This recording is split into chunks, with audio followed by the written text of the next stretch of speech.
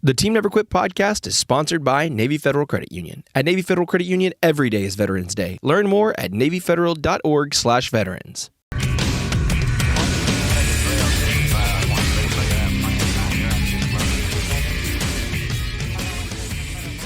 Hey guys, welcome back to another episode of the Team Never Quit podcast. Marcus, Morgan, Trey, Hi. how you guys doing? Hi. Hello. It is a beautiful weather day in Texas. It is phenomenal. We usually just have like one, and it's today. Yeah. All right. So, bro, if you ever become governor, we need to make it needs to be like a Texas mandate. If the weather is at what's the perfect temperature? 68 degrees. 68. Yeah. It's sunny. If the weather hits that, you don't have to go to work. You're not allowed to go into buildings in Texas. You have the day off. Wow. Yeah, we don't get many of those days, so. We're moving towards them every day, but yeah, there we go. Yeah. Watch. He'll pass that rule. Then every day will be 68 degrees. There you go. If you guys are not subscribed on YouTube, you got to check us out there because we're putting out short clips every week, putting out some awesome videos. You guys get to see kind of behind the scenes of what we're doing here at the show. It's a lot of fun. And if you guys know it, then you know it. It's patreon.com. That's where we have all the exclusive access to our show. We've got a question from our Patreons. They ask us, how many Buckies have you been to, and what are your favorite items to get there? Sergeant Q, I don't even know if you know what a Buckies is, and if you don't, you're about to be filled in. Yeah, I have no idea. So I do travel across the country quite a bit, but yeah, enlighten me, gentlemen. What's You're what's gonna have to come through here, and It's hard to explain. So imagine a super mall all about Texas history and anything you can think of inside a gas station and a supermarket. I would say the best barbecue and then hot dogs, everything you could ever want to snack on, eat on. If you ever need anything for the deer camp or from the mall, Beaver nuggets. it's in there. Beaver nuggets are where you go there, right? I mean, like if you're doing a road trip, you swing in and get those. But the kicker is there is literally probably more than 100 gas and diesel pumps. You're not gonna believe it when you see them. Okay. So It's like a Vegas. Something going on in Vegas out there. It's we have like a Love's or a. Oh, we got them. Oh yeah, you can put a Love's Pilot? inside. You can put a both Love's of inside those, a Buckies. both of those inside one of those Buckies. Okay. Yeah, I have not seen one of those. Yeah, a Are hat they- trick is are if they you just in swing Texas? out and Is get the that deal? Whataburger on the way out. Yeah. If they sold Whataburger and Buckies, it would just be Game changer. I don't know. And I don't have- even know why you. Yeah, the wouldn't Bluebell leave. ice cream. There's your hat trick right there, right? How many Bucky's Buckies? Bluebell. I couldn't tell you how many I've been to. I'm not going to say all of them. I mean, maybe a dozen. Oh yeah. Yeah. No way better than all of them. They're mostly in Texas. I think they're starting to finally venture out of Texas, but they're mostly in Texas. Hey, that man had a great plan. So from what I understand, he built them on the paths to when something big was going on in Texas, like in between cities. Yeah. Like a college football game, or like when hunting season opened up, there'd be on the way out the route out there. Yep. And it kind of grew from there. Kind of went where everybody wasn't. Only a certain just Because they are in the middle of nowhere. Like Waller. Middle of nowhere. That's all they've got. The Waller, Ennis, Yeah. Madisonville. So they're just a chain. There's like hundreds of them out there. No, No, There's no. maybe like 24. Yeah. It's the Oh, okay, Bucky's okay. line. Like How many, they kind of run. how many are there? Yeah, look that up. Hey, what? Let's look it Yeah, up. Looking it up. Looking it up. Come Fact on. check. How many Buckies? So what was the question? How many have I been to? And And what are your favorite, what are your go-to snacks there? I think we already threw that out. oh, you know what they're best known for? The cleanliness of their bathrooms. Oh, yeah, that's kind You of their gotta thing. go Hey, in just to man. go to the bathroom. Yeah. And if you hey, don't I have to can go to dig- the I can dig bathroom, that. you pull in there and get a bunch of stuff till you do have to go to the bathroom, and there you go. Yeah. Their beef jerky is solid. They've got a huge beef jerky bar. Yeah, there's like a concession right in the middle, and they're just making barbecue. And All right, does that answer how often we hang out in there? Yeah. Hey, they just dropped edible cookie dough at the Buckies and Waller, and it is amazing. Because really there's one on towards R5. Yeah, in Pearsall. Madisonville. No, No, God. quiet. Yeah, I like you guys telling me that it's got a clean bathroom because I'm a janitor by trade. I own a janitorial company, so I judge most restaurants and gas stations by the cleanliness of their bathroom. Yes, So that's actually one of their biggest All right, things. is there a bathroom app across the that'd be country? So like when you drive and you're like, hey, check it out right here. This place is Best great. bathrooms in America. Yeah, Just- is there one of those? I Like don't you can think film so. it from inside the bathroom. Say, hey, reporting live. That's You cool. know, that I you- thought about that actually. And I thought, wait, who would want to see that? Everybody, are you That kidding was me, a man? thought. People All are right, hey, freaking- I mean, maybe I'll there's do so it 'cause many. I travel Yeah, with there's such so many people with out there that there's so many people with phobias. Like this bathroom, no hovering required. Cleanliness. Hey, what was that? American Pie was shitbreak, dude. He wouldn't even go to the bathroom out in school. In school. Had to go home. Everyone has that phobia of taking a dump in school and some hot chick walks in on you. And the only way to get over that is if that happens. And it happened to me. It's a great story. I'm not going to tell it. But anyways. Let's talk through that. Let's go ahead and. You're right. I mean, think about that. People, especially if you're rolling with the tribe, the wife, you don't even want your kids to go into something. I hear you. I'm living that van life when I travel. So I've got a Winnebago motorhome. Just it's a van. So do you have a Sprinter? What size van do you got? Because we're trying to. Yeah, we're it's the Sprinter van. It's the Sprinter van chassis, but Dodge. So Dodge makes the van, and then Winnebago picks it up and they mod it out. So I've got the Winnebago Solus. So it's got a bathroom and kitchen in it. We were looking at nice. How is that? We were looking at those. I absolutely love it. It's totally self-contained. There's a couple things I would do different with it. So the full shower that's inside, I don't really use it a lot. It's kind of small. So I would just eliminate that and keep the toilet in there, but make it a countertop instead of a full-size shower. And then it has a shower hookup off the back end. So if you want to take a shower, like if you're boondocking out there in the woods, you open the doors this way and there's a curtain that goes across. There's already a rod there and there's hookups for your hot water shower head right back there off the van. So you can just shower outside. Or if you're traveling cross country, you can always hit up a Love's or one of those places. They got showers in there. Or a lot of campsites, if you stay at a campsite, they have built-in showers right there. So having the shower inside, I think it just takes up a lot of room. I don't really use it because it's so small. It's really difficult to use. So I would eliminate that. But other than that, it's phenomenal. I've loved it. I've had a trailer and a motorhome, and now I'm doing the van life thing, and I absolutely love the van life. It's the best. All the buses that we go on, the bathroom's the big deal. I get that. That's kind of if you're not gonna stay at the hotels or you don't have a place to shack out or whatever. But if that breaks, I remember we always had trouble with that. In the bathroom, you put the toilet in there if you don't have time, if you're just hauling ass somewhere. Yeah, so with the toilet, it's really great because you can get up and use the toilet when you're driving. Well, the passenger can, right? The driver, sophisticated. Did you hear what those autopilot? You can do a hot swap, I guess, if you want. But take the wheel, I hit the autopilot, take it. But what's nice is it doesn't have an internal tank, right? Like you know how you have to empty a tank into with the hose and all of that. Right out the road. The Winnebago has what's called a cassette toilet that you actually take from the outside. So on the side of the van, there's these two buttons. You push these buttons and the door pops open, and then you grab this cassette out, and it's probably about 20 inches long by about 12 inches wide by about 8 inches deep. And you pull that out, and it's got a handle that unfolds, and you just wheel that bad boy right into any bathroom. That's your business. You undo the little nozzle. You tip it over, you hit the air gap release, and everything goes right down the toilet just like that, and then you're on the road ready to go again. So you don't have to worry about finding a place to empty the internal tank. That thing sounds like way some empty cartridges. Awesome. What about the fuel tank? Yeah, go check them out. I'm sure that there's an RV dealer around where you can check out the Winnebago Solus. They've got a new one out that's like a miniature version of the Solus, but it doesn't have a lot of the upgrades. It doesn't have the AC, and it's got a few other things that it's missing. But that's it's key too, man. version. We've been in when the AC went out.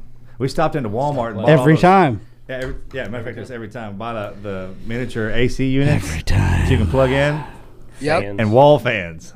Driving down with the bus, having them things rolling down. Sweating. Yeah, I have to have the AC, man. I can't sleep at night. It's You need awesome. a Uller. I need the AC. Just saying. Uller. Yep. You need a Uller. Uller system. A Hooler system. Uller. OOLER. There are I know that. Yep. If you don't have one, I always tell those I speak with that there are a few things in this world that I have come across that I cannot live without.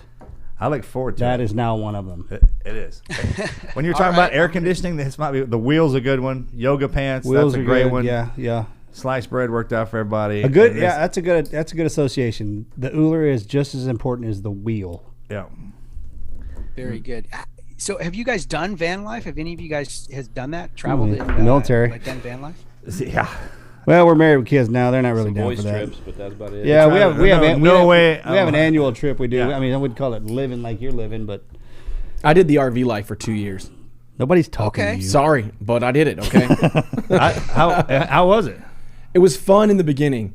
It like we had 2 big dogs. Like with anything else? It just it got old. It got small. It got We small. had a great place. We had a It does dog. get small really quick. Yeah, you've got to be a minimalist, man. You can't be carrying a bunch of stuff with you, a bunch of clothes and shoes and stuff. Like, doesn't work out. And I'm a phone call pacer. I like to like pace when I take phone calls. And like when you're just in this one little cigar box, it gets tight. Yeah, absolutely. It absolutely Well, does. can't you open the door? How I started. We could this- open the door. Well, then what's the problem? Just pacing in and out. Supposed to be You out can't there. walk around outside. That's what outside's Okay. for. Got it right here. Do not live in a van. Do not. Do not live in a van down by the river. Yeah. Down by the river. Yeah. Down by the It's river. got to be down by the river. Unless you're learning to be a motivational speaker. There you go. Yeah, that'll give you some motivation right there for sure. Well, let's make I, let's make some official introductions because we've been talking to you for a few minutes here. Sergeant Q is a veteran, speaker, author, father, PTSD ambassador. He endured a rough upbringing before becoming a proud Marine right out of high school. Struggling with PTSD himself, he is on a mission to help save the lives of his fellow comrades. Aaron, welcome to the show, man. Hey, thanks for having me, you guys. I appreciate you guys putting me on your platform and giving me a place where I can, share my experiences. Yeah. better. Say your last name appropriately. Spell it or say it. Say it. Quinonez. Yeah, I knew it. Yeah, it's a Marine name. I knew it. Quinonez. I called it. Heartbreak Ridge. Heartbreak Ridge, man. Oh, jeez. I was waiting for that. to Oh, come out. okay. We were like, Hey, he has to have heard this Quinonez. 1,000 times. As soon as brother walked in, he's like, Quinonez. And we Yeah. started laughing, man. That was awesome.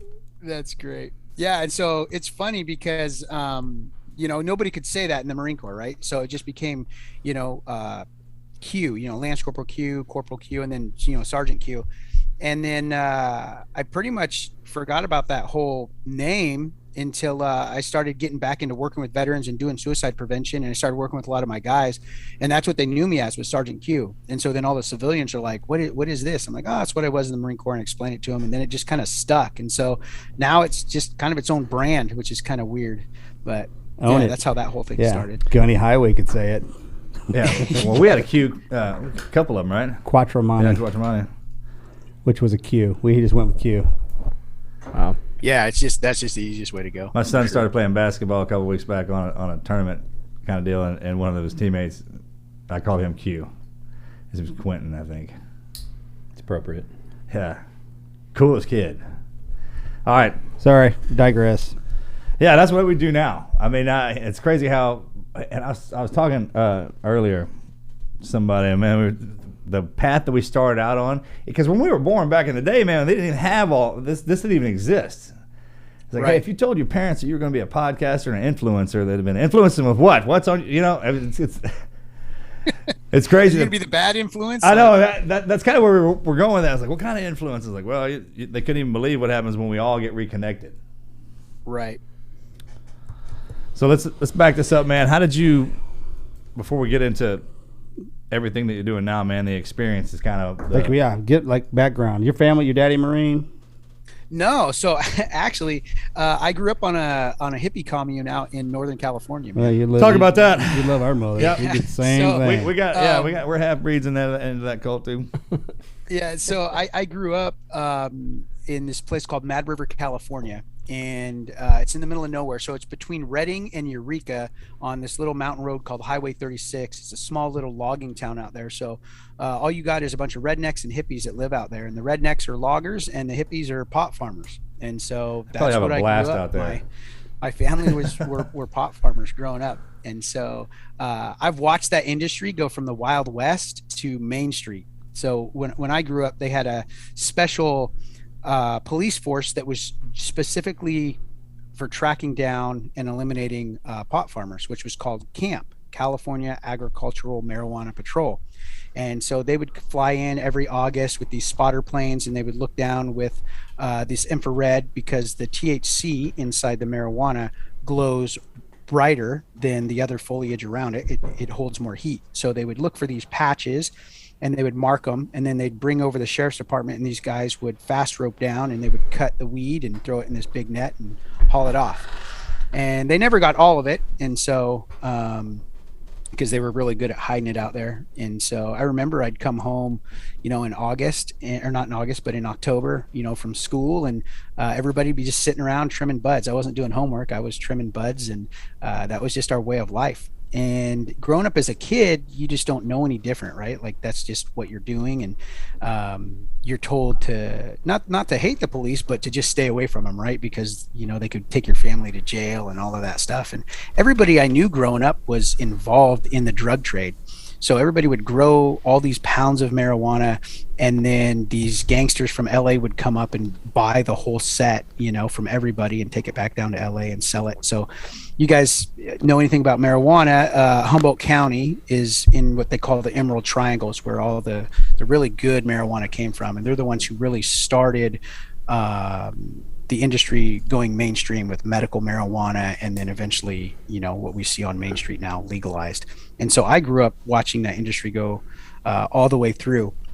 But growing up, because it's the outlaw lifestyle, man, you know, I dealt with a lot of things that I didn't realize were terrible as a kid. You know, there's a lot of things that come along with that kind of life. There's, you know, alcoholism, drug abuse, child abuse, sexual abuse, homelessness. Because of my dad's addiction, we ended up being homeless for a little bit when I was a kid, and we lived on the river in some tents. And man, being homeless as a kid is a trip, because you know it's not right, but your brain can't really process, you know, No, you're what's thinking, going yeah, on. you just think you're outside hanging out. Yeah, and it's, you know, it's not right, but you don't really know how to make sense of that. And so I experienced some of that. My mom ended up saying she had enough of that lifestyle and moved us all up to Coos Bay, Oregon. And she worked as a maid for many years at Best Western Hotel. And we didn't have a car, so she'd walk across town. And you know, a lot of my work ethic, you know, came from my mom, watching her struggle with 4 kids, being a single mom and raising all of us. You know, I mean, she'd walk to work in the rain and you know, make beds and clean rooms all day, and then come home. And I can remember one time where I was on the school bus, and it was really pouring down rain, and we're driving by, and I see this lady on the side of the road, and she's carrying one garbage bag in her left hand and another one kind of over her shoulder, and she's walking in the rain. And I thought, man, that poor lady, what is she doing? And as we pass, it's my mom, and she was walking to the laundromat on her day off to do laundry for us. And I just thought, like, man, anytime that my life gets tough, or I think I got it hard, I just look back at that, and that motivates me to keep going, you know, because if my mom can endure all of that and take care of 4 kids, like, I got nothing to complain about. Good Lord, buddy. Yeah. That's powerful. God bless our mothers. Hold on, I'm gonna text man. mine right now. Get done. You're, Love you, Mom. Is Mama still around? Oh yeah. So she's in Las Vegas right now. She's fighting cancer. What? And so I was Let's there get her just a on couple here. weeks ago. What are you? Yeah, talking man. about? I'll what I mean? put her on. She'll chat with you guys about it, I'm sure. Yeah. So she, I did my cross country road trip, the Healing Through Service tour, and, you know, do different engagements, speaking engagements and stuff. And we cut it short to go to Las Vegas so I could spend some time with her, because she went through her first round of chemo.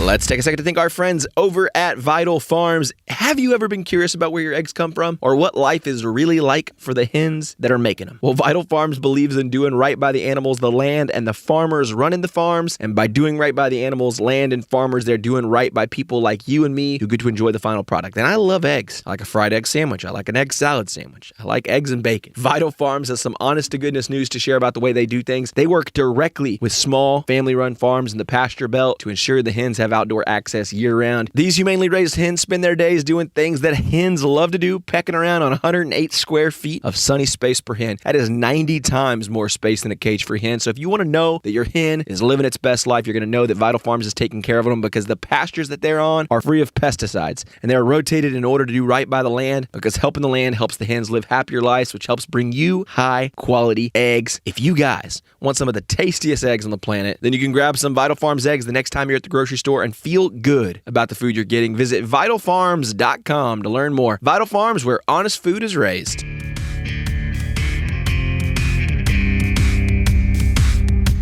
She had a tumor in her nostril, and it was growing at a really rapid pace. So they said it was stage 4, which is usually really, really bad. But she responded really well to the chemo. The tumor actually fell out, which was amazing. You know, that's the power of prayer right there, because we're praying over her every day. And so she's going in for her second round, but man, the prognosis is looking really, really, really good. So she's feeling good. She just finished her second round, and so We got about 6 more weeks of this, I think, and she should be in the clear. So she's doing really, really good. Like it She's fell out of her man. nose. What's that? The tumor fell out.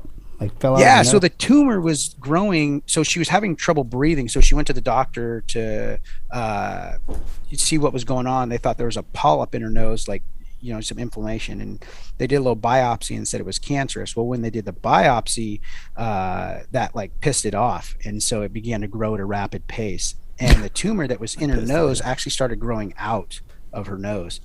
And it was pretty brutal, you know. Wow.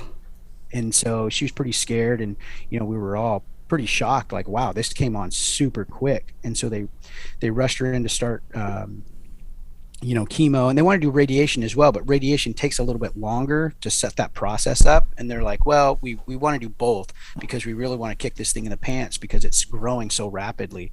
And so they did. They started chemo you know, a few weeks ago, and yeah, I think after 2 weeks that tumor literally just shriveled up, man, and fell out. And we're all like, whoa, that was a trip. And even the doctors were pretty surprised. Like, they couldn't believe that had happened, you know, because they thought they wanted to get it small enough so they could go in and cut it out. But they didn't even need to cut it out. It just fell out. Now she still has to do some residual stuff because there's still some cancer cells deep inside the nasal cavity, but the big part of the tumor it's gone, man. That's awesome. It's amazing. Yeah, we went through that with our mom. She Breast cancer. She had breast cancer. She had a double mastectomy, and I remember right before she went in, I went down there to fire up. I was like, "All right, Mom, check it out. Oh, you raised these boys. We all grew up together." I was like, when we would go in the gym or when we work out real hard or do chest, the next day, I mean, it felt like something was ripped out of us. I'd just be laying there, just couldn't even move. Right. I was like, but you lay there happy though. It's like a good feeling. Pain is pain. It's how you look at it. What we were taught was how to shift our pain into a positive thing in the military. Had to. So it's like, all right, we're gonna put you to sleep. When you wake up, your chest's gonna be sore. It's like we just worked the chest out real hard, and then after that, it's gonna be all good. Man, a week later, she was up running. She's like, I'm out of here. I'm good. It was that mindset. I never lit off. You know, most people around here, even when the harder the times get, the more positive we kind of stay. It's like it's backwards for us now, and that never gives the person the opportunity to get down on themselves. And that's because that'll start killing them. Like if the vessel gives up, you're in trouble. Like all you need to do is you hold on, and we'll take care of the rest of this. And that's where that motivation comes from. Yeah, man. I write about that in my book, actually. And so it was a trip. I started learning this stuff. I started reading the Bible and reading these medical journals about how the brain operated. And I found that the science in the Bible are not at odds. They actually coincide with each other. Yeah, one explains the other, right? That's exactly right. Like the Bible's the science is proving what the Bible's been telling us for thousands of years. And so I talk to people about that, like this idea called the negative bias, right? And so if you and I, if we have a negative interaction, it'll take 5 or 6 positive interactions for us just to get back to neutral, not even to build a relationship. And so it's like that with everything. What you focus on, you find more of. Your brain is designed to focus on negative aspects and negative experiences because it's a survival mechanism. Because if you do something stupid and it hurts, your brain says, hey, we don't want to do that again. It weighs that experience heavier, 7 times heavier than a positive one. So I tell people in life that when something, bad happens or something is difficult, people always say you got to find the silver lining or make lemonade out of lemons. And so what that really means is that you got to take and reposition your mindset from that negative experience, find something positive, and then focus on that, because what you focus on, your brain will find more of. And so there's a cool little exercise I do with guys when I teach this course. And so I'll do it with you guys right now. So who here has recently in the last 6 months bought a new car or new truck? You guys probably bought trucks, I have. right? Me, yeah, right here. He needs one. Okay. All right. So what kind of rig did you buy? I bought a truck. What kind of truck? F-150 for work. Ford F-150. Yeah. And what color was it? White. A white Ford F-150. So when you bought that Ford, white Ford F-150 and you're driving around town, did you start noticing other white Ford F-150s? Okay, great point. Not with that one, but when I bought my King Ranch, all white F-350, every son bitch in the freaking state had one. Right? And so why is that? Did everybody just buy one because you did? No. Well, it's because maybe. you didn't place a value on that vehicle until you bought it, because you worked a lot of hours to stock up a bunch of money so you could buy that vehicle. So you told your brain that this vehicle has value to me. And so that way, when your subconscious mind takes in all kinds of information that never brings to your conscious mind. And so all those trucks were always in your environment, but because you never assigned a value to them, it never brought it to your attention. But since you worked a long time to make a lot of money to buy that vehicle, your brain said, this is valuable. So every time it saw one, it brought it up to your conscious mind, and you started noticing them everywhere. Your conscious mind did, right? Because there's a difference between looking at something, seeing something, and watching something. And if you came up to buy that vehicle, that means your subconscious mind had been staring at it the whole time. 100%. That's right. And so what you focus on, you find more of, right? And so people in your life who are constantly, perpetually in a state of calamity, right? Oh, yeah. That's how we always run into the guys that are asses and fighting all the time, is because we got into that business. We know what to look for. Right, exactly. Yeah. And so what you focus on, you find more of. I have a friend of mine, he's an Army veteran, and then he went and became a Seattle police officer, and he got all kinds of awards for finding stolen cars, because that's what he focused on. He would look at the hot sheet, see what was out there, and he would focus his mind on finding all of those stolen cars. And he received all kinds of awards for doing that stuff, because what you focus on, you will find more of. So if you focus on the negative, you're going to go down that rabbit hole, just like you were saying, and it's going to affect you on a physical level as well. But if you start focusing your mind on the positive, even in a bad situation, if you focus on the positive things, then your brain will find more of those as well. And that's where you start that upward mental spiral, which actually can affect your physical body as well. As you take a bad time, stay in it until you turn it into a badass time, right? And when you learn how to, it's not that you master chaos. It's not like we learn how to get really good at its safety. It's just we practice it so much till we're safe in the environment. That's right. Yeah, and it makes it, because those bad situations, they're hard times. We like saying, man, not bad. We just have hard ones, because I don't care how old you are. The first time you ever get into a situation, you'll react like a child if you've never seen it before. You usually go off of what everyone else is doing, where you can react. That's why we have the mechanisms in the body to allow that, and that's the spice of life too, right? Going through them. It really is. It teaches you endurance. I tell people, they look at me and say, how do you have all this success? I say, hey, I'm nothing special. I just know how to endure hardship. I don't have to be better than anybody else. I just have to last longer than them. Exactly. Right? Yeah, I agree with that 100%. So I have a no, I forgot it. All right. Circle back after high school. It was right there too. Yeah. So okay. Yeah. So I got it. You ready? Yeah. Let's do it. So how do you explain so in our crew, some of our oldest friends, when we first met, we didn't get along. Like the incidences were of usually going back and forth, picking on each other, because as children we looked at it as violence, right? As opposed, and then there was one instance where after it was over, usually when they would let us fight back in the day, but there's usually one situation, then you turn into best friends, you're inseparable, and you don't even argue anymore. Have you seen crews like that? Yeah, absolutely. And so what happens is you have there's bonding through a shared experience, right? Right. And so being in a fight is a traumatic experience. No matter if you win or lose, it's traumatic. It's something that the first time you get punched in the face, like that's a traumatic experience, right? But there's bonding in that. And that's what I'm talking about. That moment, and everyone always overlooks that. You look at the beginning, the talk, the smack, then the fight itself, and then the aftermath. But the in between that, I'm not talking about prize fighters. I'm talking about like when you go, when that collision happens, that bond forms. That's right. And you learn a mutual respect for that guy. Yeah, that's where respect comes in. It's an actual physical thing. Yeah. So I, growing up in that redneck town, I grew up fighting pretty much my whole life, at a young age, getting in fights all the time. And, when I got into the Marine Corps, I fought a lot. And so they said, all right, Q, you like to fight, then we're going to send you someplace where you get your butt kicked every single day. And so they sent me to close combat instructor course, and I became a well, close no wonder they combat call instructor. you Q. I mean, that makes perfect sense too. That name's sticking. Yeah, you're the quartermaster around here. Congratulations, you're in. Yeah. So they, I did that. And then, my instructor said, hey, if you really want to learn this stuff, go get a job as a bouncer at one of the dirtiest whiskey dives you could find. And so I was like, all right. I went out to San Marcos, California, and I started bouncing at this little bar called Acapulco's, this little Mexican whiskey dive.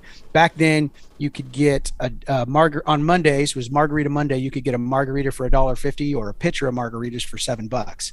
So you can imagine, how that turned out. So were you at Pendleton when you came in? Yeah, I pretty much spent my whole time with First Anglico. So I don't know if you guys ever worked with any Anglico guys. We did. Yeah. I'm trying to remember exactly what time and where. So I was there 97 to 04, working with First Anglico. So it was us. So we're out at Los Flores. So there's only us and Recon out there. And then there's some LAV guys that would come in. They're reservists. They would come in and use that training base because there's DZ Tank Park, and we used to jump there all the time. And they'd be running their Amtrak's through there. So, We'd route from Anglico was in Ramadi with us. Yeah. Oh, yeah. yeah.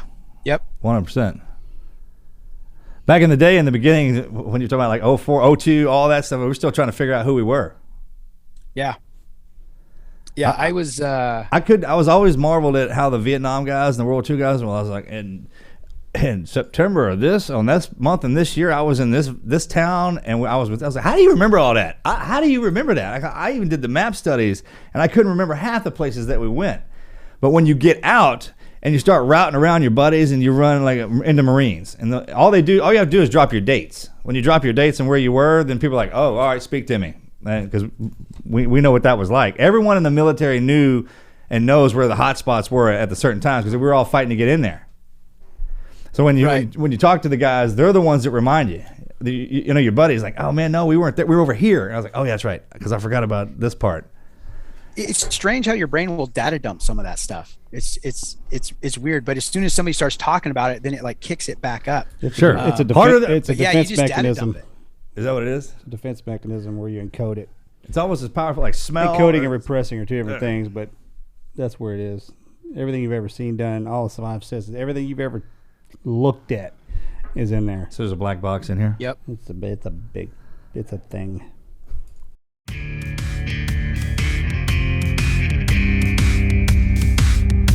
Let's take a second to thank our friends over at Mountain Tough. If you've ever been the guy that goes to the gym and has no idea where to start, then no, you're not alone. I've definitely been that person. When I grew up, I was not the most athletic. I played a little soccer, a little tennis, but I wasn't a super fit athletic guy. Hard to believe, right? No, I'm just kidding. Seriously, wasn't me. And so when I first started going to the gym, it was a big challenge. I struggled to know what the heck I was supposed to do. I hired personal trainers and I signed up for programs. And honestly, that accountability is what kept me focused. But the problem is when you live like me out in the middle of nowhere in the rural areas, you have to count on doing workouts that you can do with little to no gear at home. Mountain Tough delivers, and my favorite part about everything that they're doing is their focus on mental toughness. Everything they do is grounded in one purpose, which is life transformation. You guys know at Team Never Quit, we're all about mindset. We're all about accountability. And the fact that that's kind of their whole ethos, their whole model, they've got a community of over 10,000 athletes, a strong community, supportive, and that's going to hold you accountable. That is the kind of thing most people need in their life, is accountability. They're going to help you increase mental toughness. They're going to help you build muscle. They're going to help you improve your endurance anytime, anywhere from your mobile device. And you'll get lifetime access to any programs you purchase. Now, their program was created by a couple Navy SEALs and Army Rangers who have made it convenient to go to the gym, do the prescribed workout, and get in the best shape physically and mentally of your life. What's really special about their program, though, is their program is for everyone. Those who hit the gym and like to hit those heavy weights, or those who like to work out at home with no gear at all. There's guidance for beginners, intermediate, elite athletes. So no matter kind of where you're at in your journey, I promise you there's something that's going to be there for you, especially with their focus on that mental toughness component, you're gonna get something out of it. The right nudge from the right person at the right time can change your destiny.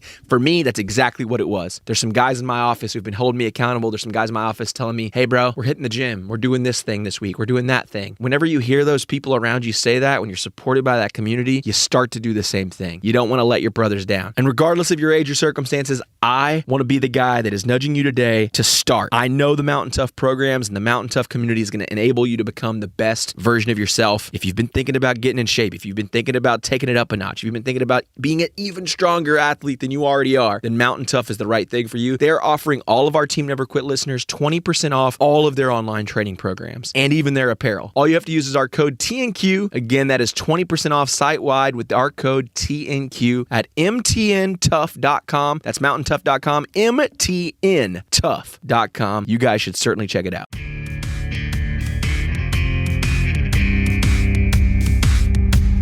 So with my childhood, you guys, there's a documentary out there called Murder Mountain. Have you guys seen that? Not yet. It's on Netflix. So it's called Murder Mountain. So I grew up just on the back side of that, just a little bit north. Those are your people? Well, I wouldn't say they're my people, but that's how I grew up, right? And it talks about, all the violence that happens up there in the drug trade. And so like I said, I grew up just entrenched in violence. And so joined the Marine Corps and everything. I didn't realize that was trauma that I was experiencing as a kid. But once I got in the Marine Corps and I started experiencing more, and then I experienced combat, and I started having all these problems, all these things that I had dealt with as a kid started coming back, because trauma is like really sticky, right? So if you have one trauma, another trauma, they're going to stick together, and then they become complex PTSD. And so that's what I was dealing with. It wasn't just the stuff from Iraq, because I only did one tour over there, and it was pretty mild compared to a lot of other guys, but that really brought up a lot of that stuff from my childhood that I had to work through. And so that was really tough, having to go back and look back at my life and be like, oh yeah, that's right. Simple things like when I was a kid, two of my classmates went to prison for murdering these other kids who it was a drug deal gone bad. And I remember as a kid, I was thinking like, I thought it was really strange, but not that it had happened, but how quickly everybody just stopped talking about it. It's just a surreal experience. And so things like that, would come up as I was going through therapy and trying to figure out like, how does the brain operate? Because I figured that if my brain's like a weapon, right? And so if a weapon's malfunctioning, you do a function check, a tap, rack, bang, and you get it back in the fight. And I figured I got to do the same thing with my brain. So I started researching and figuring out how the brain operated, and that's when I started digging in and finding out all these other issues that hadn't been an issue before, because I had just pushed them down and suppressed them. But man, once you get in there, it's like an open wound. You gotta irrigate that whole thing and clean it out. Otherwise, it's going to cause you problems later in life. Yeah, that's a great analogy. Yeah, so I joined the Marine Corps straight out of high school because I didn't. I wanted to be the farthest thing I could away from being, that hippie life that I grew up in. And they stuck you in California right beside it. What's that? And then you wound up in California right beside it. Yeah, right. Exactly. Just exactly right. And I spent time, in the Marine Corps, and when I got out. Man, I was really struggling. I didn't really understand mental health at all. I got out in 2004. I was there for the initial invasion, but then I came back and I went from the battlefield to my front door in like 48 hours. And so there wasn't really out processing for us. I remember they stood us all in formation and they checked through all of our gear to make sure we weren't smuggling mortars home and stuff like that, right? And then we're all standing there to get on the bird, and they say, all right, well, if anybody's having any problems or any anxiety, anything like that, fall out right now and you'll get your mental health treatment right here in country. Everybody else get on the bird. And I remember I was having problems then, just some, having nightmares at night and some hypervigilance, which I didn't really know what the problem was at the time. But I sure as heck wasn't going to stay in country, So I was like, I'm getting out of here. And it didn't take long. It took only a couple months before that stuff really started dragging me down as a civilian, because I'd processed out, and then I started having problems. I was having nightmares at night. My wife was she didn't understand it either, right? And so because I wasn't dealing with my mental health, I ended up getting a divorce and ended up living on the streets in my car for a while, because I tried to get help at the VA, but at the time the VA just wasn't any help at all. They weren't set up to receive all of us coming back. And I would go to the VA, but because I didn't have a disability rating, I had to pay out of pocket for all of my treatment. And so I was like, screw that, I'm not paying you guys. And so I wouldn't pay the bill. And great idea. At the end of the year, they would just take my income tax. And so they did that 1 year, and I didn't have enough to pay rent, and I ended up living in my car for about 6 months before I could get back on my feet. So it was a rough ride for me, for sure. Going through that and feeling like I wasn't supported, and feeling like, the government had really screwed me over. And then I got into this, what I call a victim mentality, where I just felt like the world owed me something because, I had fought for my country, and now I'm living on the streets, and I was just stuck in this victim mentality, like everybody owed me something. And man, that held me back for a long time. And it wasn't until I could overcome that victim mentality that I was able to really start getting my life together. You hear people coming out of college, and you graduate college, you get your certificate, kind of going to the end of the world. I remember that was the first jump we had. Same way with the military. I actually had to switch it around on myself and think of it. We're always in school. Military was military university, and then they hammered it home by sending us over to war to examine anything and everything. Think about it, man. They only sent a handful of us over to different countries from age 18 to 25. The average age that runs an aircraft carrier is 19 years old, man, or 19 to 21 years old. That's who's running that. Yeah. That's who makes that work. I didn't think about it like that till yesterday. Someone pointed that out to me. Yeah. And when you back it up, you're like, wait a minute, you let that age run all this, protect all this. But then at one point, you're like, then they can't do anything? Right. So when they strapped you're out, I had to look at, I just took my uniform off and went into civilian clothes undercover. I never got out of the teams. And then when I got back from deployment, my admiral comes up, he's like, you got a new assignment for you. Because this is how my life worked. I had to do the book thing and then the movie thing. And then it was like, all right, what are you doing now? Well, thinking about like a husband and a father, that's hard. But if I was a team guy and that was my assignment to hook up with that hot chick, have some kids, raise them, coach them, get them to school, like I got to drive the bus to school, I would team guy the mess out of that. Like I would have so much fun with that, because that would be the greatest. If every guy in the teams heard about that assignment, they'd want to do it. And I started thinking I had to take all the knowledge that I had and focus it that way. My hypervigilance, I had to focus it back down into the tunnel. To try and, because they shotgun us, it's like this slingshot. They can't pull us back our entire life, and then they blast us out there and, man, see what you're going to land and how on the way back you're going to pick some stuff up, right? What'd you learn? Right.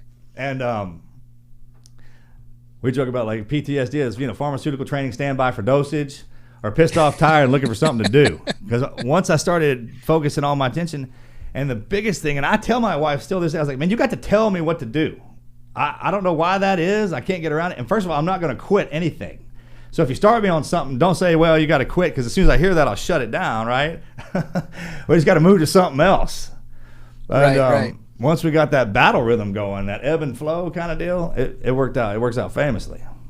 Yeah, I see a lot of guys that leave the military and they just kind of drop their pack at the door, right? And they're like, I'm out of the military, so they just drop all of that stuff. And I'm like, no, that's good stuff, man. You just got to learn how to repurpose that for civilian life. That's their problem, is they think that they're dropping that pack, and they're not. Everything that was in that pack, that's in you. And if you're walking around thinking that you don't have that responsibility, what that problem is that's letting you know, is like, no, it's still here.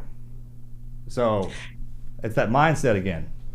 Yeah, I tell guys that there's a lot of great things that the military taught us that we can repurpose for civilian life. I said, you may have left the battlefield in Iraq, but every day that you wake up and you put your boots on the ground, you're on another battlefield. It's the battlefield of the mind. And you can repurpose those military tactics to overcome trauma. And so in my book, that's what I talk about. It's written specifically for veterans. Now civilians pick it up and they're able to navigate through it and get some help too. But all I'm doing is repurposing military battle tactics to overcome trauma. And so when you look at things like when I tell people, when you're feeling anxiety, you have a panic attack, right? Like it feels like you're going to die. Like your brain cannot comprehend that you're safe, right? You feel like you're going to die. And I tell guys that when you get in an ambush, the enemy wants to surprise you with fire, separate you from your squad so they can maneuver on you, overwhelm you with fire, pin you down, and kill you, right? That's what they want to do in an ambush. Well, doesn't that feel like PTSD when you have a panic attack, where you have this thing that surprises you, and so you're embarrassed or you're ashamed, and so you isolate away from your friends and your family? And then those thoughts and suicidal ideations start bombarding you and maneuvering on you. And since you're alone, it overwhelms you. And then guys end up having a suicide attempt. And so I say, so what do we do in a firefight? What do we do if we get ambushed? Well, the first thing we're going to do is return fire, right? We're going to return fire, and then we're going to maneuver out of the way, and then we're going to call for support. So how do we do that? How do we do that on this battlefield of the mind? Well, the first thing is return fire. So we have to speak truth. So when we're having that anxiety, that stress hormones are being released into our body, we have to have the wherewithal to speak truth and say, you know what? There's no real threat here. I'm not in any danger. I'm here in America. I'm with friends. I'm totally in a safe environment. You speak truth to that experience, and then you can begin to shift your mindset back from that emotional state, which is your subconscious mind emotional state, to your cognitive thought process, because you're bringing yourself out of that emotional state. So you shifted your mind, and then the next thing you do is you call for help, right? You call one of your buddies, or you tell your friends and family you're with, like, hey man, I'm not feeling good right now. I'm going to step out and do some breathing exercises, or maybe I'm just going to go for a walk around the block real quick and try and get my head right. But you got to communicate with people and tell them that you're struggling. Otherwise they don't know. And guys are embarrassed about that. Like, oh, I don't want to tell anybody I'm struggling with this. I said, look, man, if we were on the battlefield and you got hit by the enemy and you're taking fire, would you be embarrassed to get on that hook and call for reinforcements? No, you wouldn't.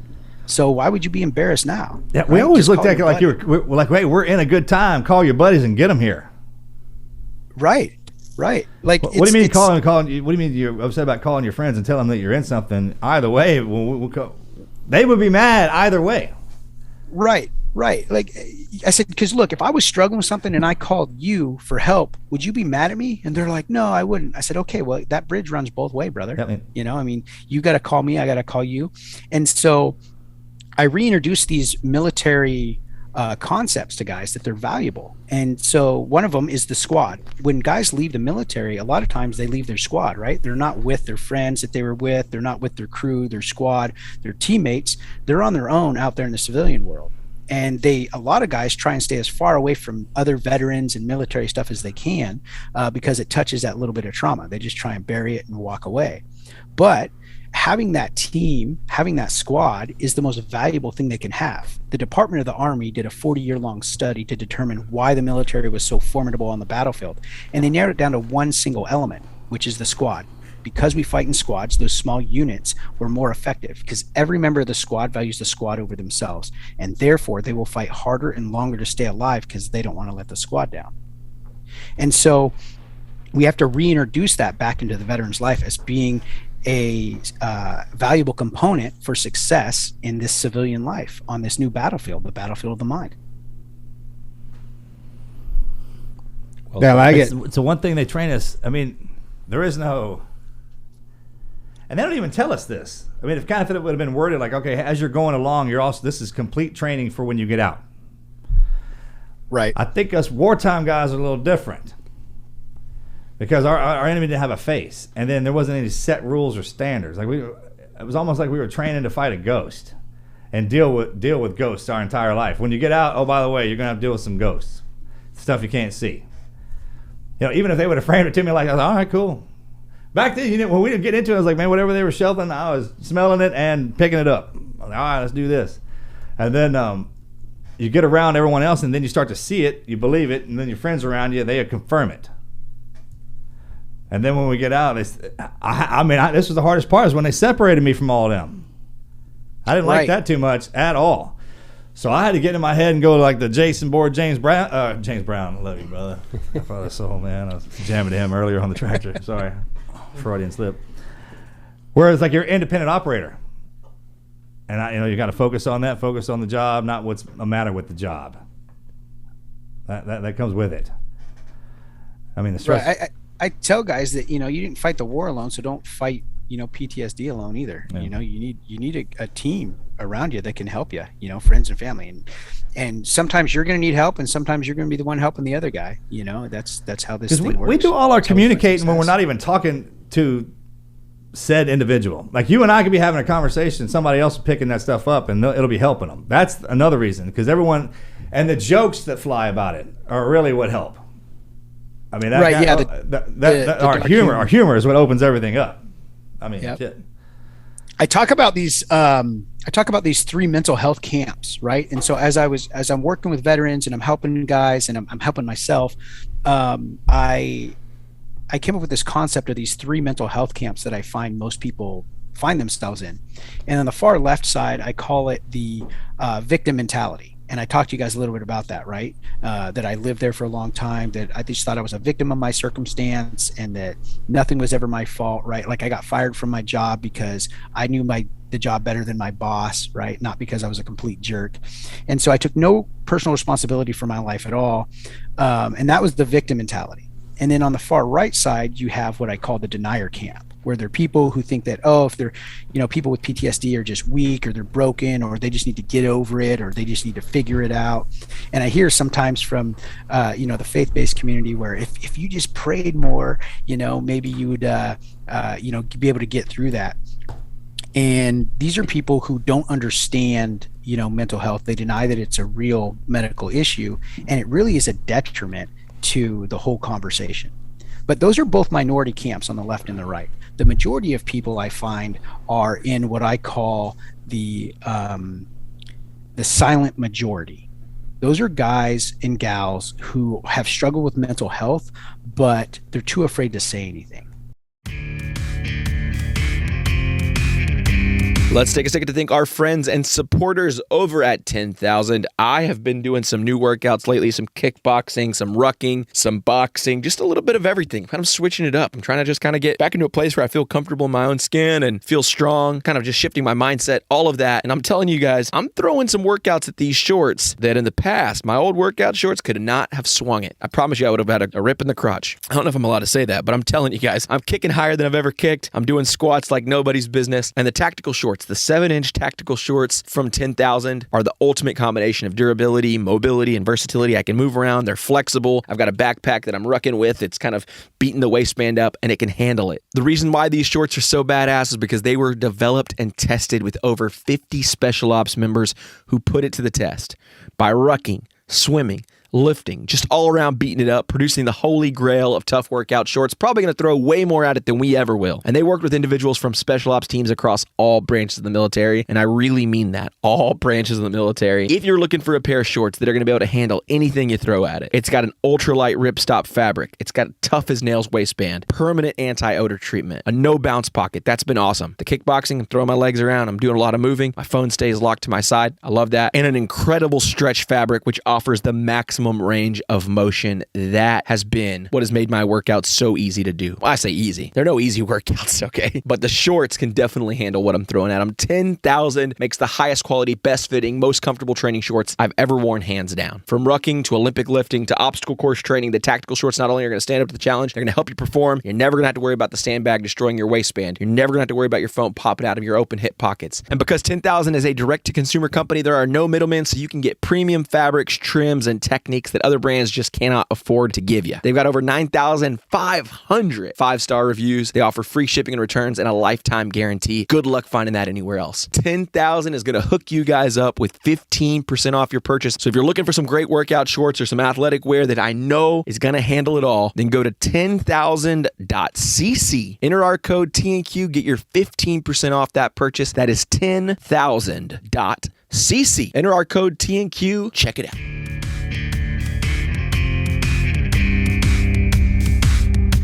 They're doctors, they're lawyers, they're veterans, they're police, and they've all dealt with mental health issue. But but they didn't surrender to it. They're struggling through it, but they're too afraid to say anything because they don't want the people on the right, the denier camp, to paint them as the people on the left, the victim mentality. So they stay quiet. And the real statistic is this, is that 67% of men in America have admitted to struggling with a mental health crisis during their lifetime. So think about that statistic, 67%. That's 2 out of 3 men will admit it. Men who are notoriously tight-lipped about mental health are starting to admit they have a problem.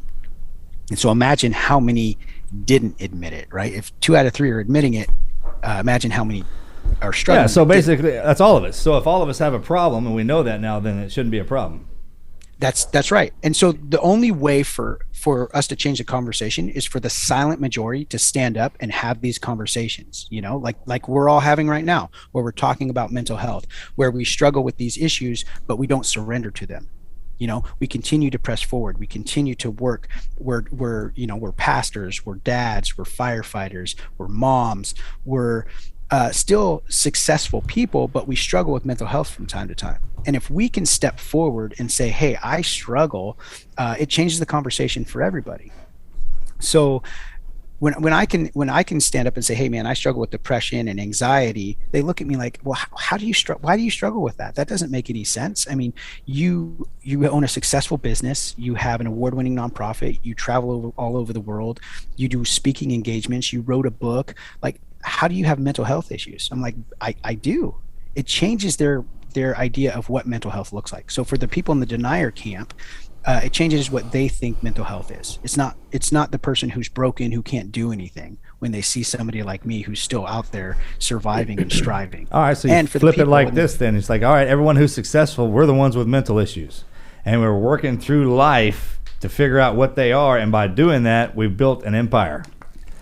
That's absolutely right. I mean, when you get to the end of it, you look back and you're not mentally broken anymore, and you're like, all right, so was I mentally ill, or was I missing a piece of my mental puzzle that only life could have given me? And by doing that anxiety that I had about not being anybody pushes. Just know that that's the fuel to push you in the direction that you need to do.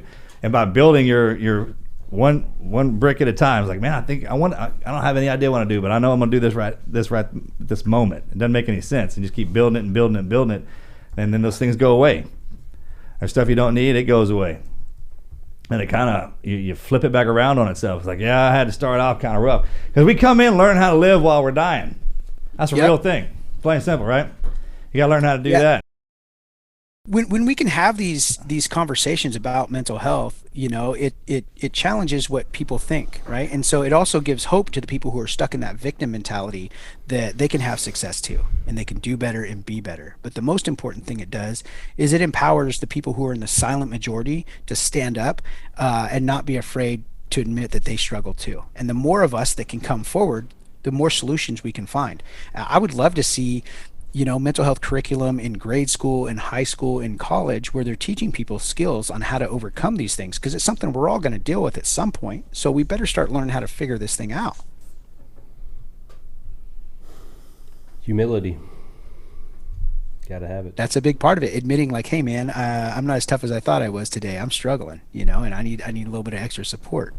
You know, what I've found is that there's healing through serving other people. And that's really the basis of the whole program that I run with veterans. When I was struggling really bad, I became suicidal, and I almost committed suicide in this vacant parking lot. And I remember I drove into the parking lot. It was the 4th of July, and I just backed my truck up against the side of the building, and I figured I was just going to end my life right there. I'd had enough. And I rolled down my window. It was a hot July day, and I rolled down my window to get a little bit of a breeze come through. And I could hear these kids off in the distance playing on this playground. And I thought, well, I'm just going to wait here and wait for these kids to leave, because I don't want them to walk up on me and have to deal with this. And so I waited and waited and waited. And when I woke up, I'd fallen asleep. And when I woke up, the suicidal ideations were gone. And I thought, okay, well, I'm just going to go about my day. Well, I got invited to church a few days later, and I was pretty anti-religion. I was like, I'm not interested in any of that. No thanks.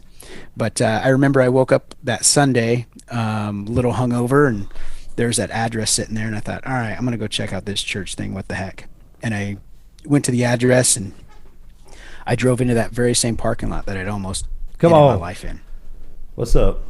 Yeah, it's New Life Church in Renton, and Renton, Washington. And it was a surreal experience. I was like, whoa, this is a trip. And I didn't believe in God at the time. And I'm like, but there's something here. Like, this is too big of a coincidence. And so I started going and I started listening to what the pastor was talking about. And he was doing a sermon series on feeling lost and alone. And I'm like, this dude's reading my book right now. Like, this is exactly how I feel. And so they did an altar call at the end of this service. And, I gave my life to the Lord, and I thought, wow, this is going to be it. Like, everything's going to be good now. But it wasn't. I was still dealing with all those problems. But I couldn't shake this coincidence that had happened. And I learned now there's no coincidences, only divine appointments. But I started really digging into the Bible and trying to read and understand. And I started a small group with these guys and just studying the Bible. And at the same time, I'm reading these medical journals. And that's where I started to understand these concepts about how the brain worked and what Scripture's been telling us for generations, how the brain works. And then I got invited to go to Mexico about 9 months later to build a home for a homeless family. And I was like, I don't want to do that. I don't want to go out of the country. I don't want to go help nobody. And wait a minute, you mean I got to pay money to go do this? I definitely don't want to do it. But I did it. I felt the Lord tugging on my heart to do it. And it was over Memorial Day weekend. And I was like, no, I don't want to do it on Memorial Day weekend because I got plans. I'm going to go belly up to the bar and drink with my buddies that didn't come back with me from Iraq. And so that was what I'd done every year. And so that's what I wanted to do. But the Lord just pressed on my heart to go. And so I did. And when I was there and I was building that home for a homeless family, something changed inside of me, man. I actually had emotions that I hadn't had in years.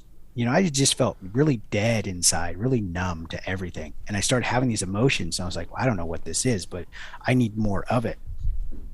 And so I went back and I talked to the pastor. I was like, hey, when are we going to go do this again? He's like, we only do it once a year. I was like, well, that's not enough for me. And so he hooked me up with these other organizations. And I spent 7 years traveling all over the world and building churches, schools, orphanages, digging wells, building homes for the homeless. And it was helping me heal. There was healing through serving other people. And so I started just journaling all this stuff down, all these things that I was learning about the Bible and the brain, and then my own personal experiences. And I just created this little plan for myself to overcome the trauma that I experienced. And during the last 13 years, I went from being homeless and unemployed to having over 105 employees in the Pacific Northwest with my janitorial company that I started. I have an award-winning nonprofit, and I'm a published author. And I have a technology startup that our suicide prevention app just finished its medical trials in North Carolina. And so all of that from just learning how the brain operated and using military battle tactics to put it together. And then 5 years ago, the Lord called me to lead other veterans onto the mission field to find that same healing that I did. And so I started a nonprofit and started helping guys. And since in the last 5 years, we've received 2 separate awards from the Department of Veterans Affairs. And then I was named Seattle's Hometown Hero in 2017. And it's not anything that I do really. It's just showing these guys like, hey man, this is how you can overcome these things that happen in the brain. That's why I'm right here in Lithuania right now, working with these college students, teaching them the same thing. It's just showing them what the Lord taught me and helping them, get on that path to healing. And when you go out and do this, would you say everyone's eager to receive you? No, not necessarily. Like? So there's twofold on that. There's the veteran side and then the people that we're helping, right? And so a lot of the veterans don't want to go, right? They have that same resistance that I did. Like, I don't want to go do that. I want to just take care of my family, take care of my stuff, and not worry about anybody else. And so a lot of them are resistant to it.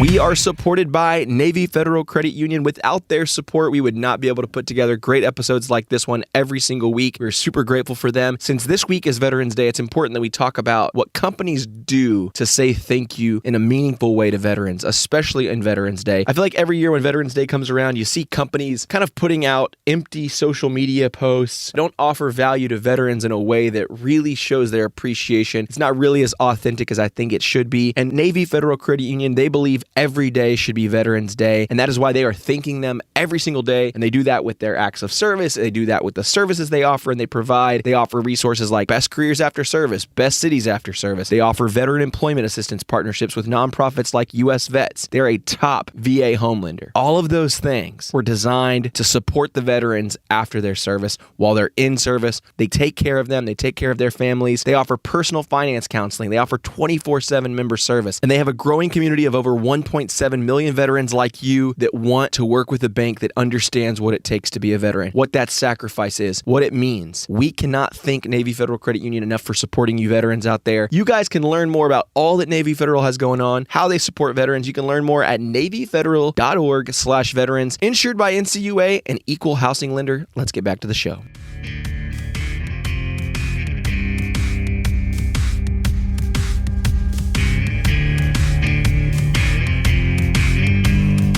I just try and engage them on a regular basis. Like, hey man, check this out. They can read the book. They can see testimonials from other guys.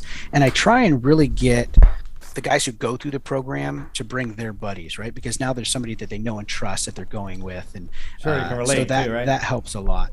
And as far as like where we go, I tell people there's no better person to be a missionary out there in the world than a former military guy, because you work long hours for very little pay. You travel to dangerous places that most people normally wouldn't go. And everywhere you go, there's a portion of the population that probably wants to cut your head off and put it on a pike. Yeah, that sounds like a combat, man. If that was in the brochure to join the Navy, you know what I'm talking about? I mean, our generation's all over that. Right? I mean, they were all over that. And it's just like the military was the forward training for your missionary work. That's exactly right. I tell guys, you've seen the new Rambos. They're phenomenal, right? Just because you know what kind of adventures we get on while we're over there. Yeah, I tell guys that guys are a little bit worried about safety. Like, oh, I don't want to go to Mexico, the cartels, this and that, or I don't want to go here because it's dangerous. And I say, you guys, think about this for a second.